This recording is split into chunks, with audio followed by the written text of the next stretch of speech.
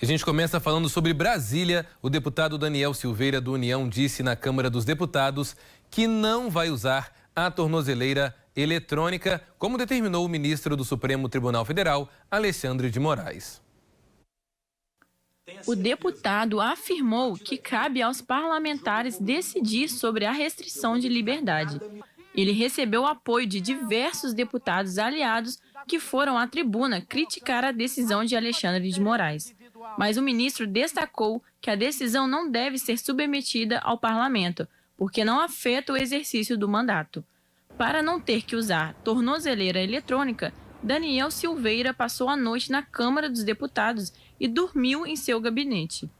O STF decidiu que vai julgar a ação penal sobre o deputado no próximo dia 20 de abril.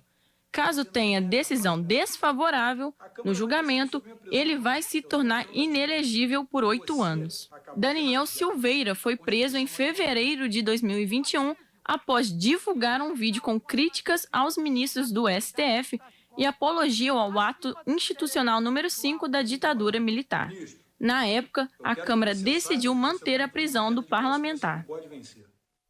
Olha, não é fácil. Esse assunto tem gerado aí bastante polêmica nas redes sociais. Para falar sobre isso, quero chamar a jornalista Laura Marques. Laura, que situação, hein? Não é nada fácil. Como a classe política também tem reagido, né, diante desse fato?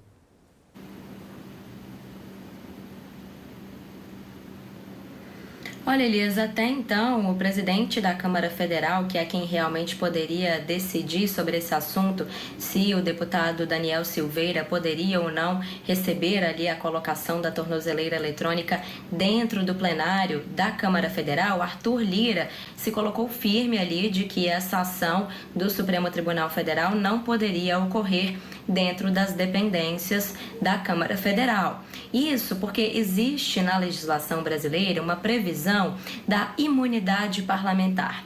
O que é isso? Sempre que existe uma decisão judicial contra algum parlamentar, no caso, um deputado federal, os deputados federais, num conjunto, teriam que votar se aquela determinação judicial poderia ou não ser cumprida. Mas, segundo a legislação brasileira e segundo os especialistas, muitos têm interpretado, esse tipo de medida que necessitaria de uma votação conjunta dos deputados para verificar se a decisão judicial poderia ser cumprida, isso só teria que acontecer em casos em que a decisão judicial afetasse o exercício do mandato, ou seja, se afetasse o trabalho do deputado em si, se afetasse a participação dele nas votações ou ainda nas decisões sobre destinação de verba, sobre qualquer tipo de questão envolvendo o trabalho do parlamentar em si.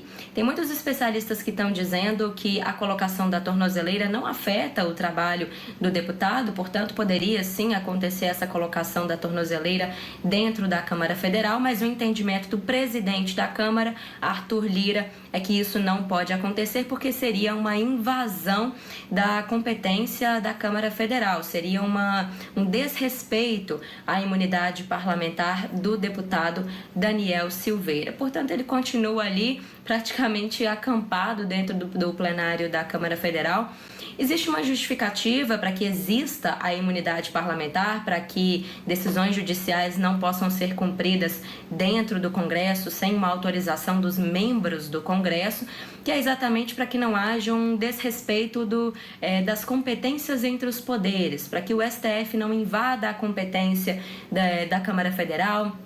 Ao mesmo tempo, existem previsões para que a Câmara Federal não invada a competência do Judiciário, do Supremo Tribunal Federal.